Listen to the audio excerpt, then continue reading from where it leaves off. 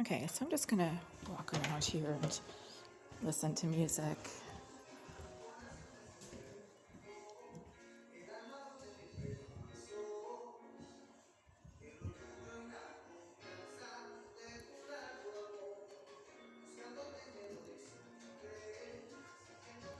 Okay, so it's a Saturday afternoon, people are playing music, and I'm limping around, and I'm trying to understand why people have been complaining about the phone alarm that I have. You can barely hear it even standing right here.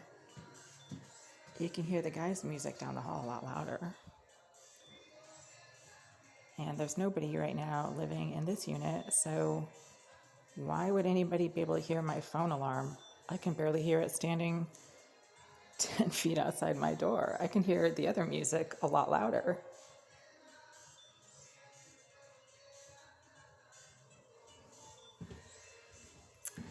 So it's the crazy people, the psychotic resident of 76 who keeps coming up to my door and getting violent towards me, towards my door when I'm standing in the doorway of my apartment. They're the ones who keep saying they can hear what I'm doing in my apartment.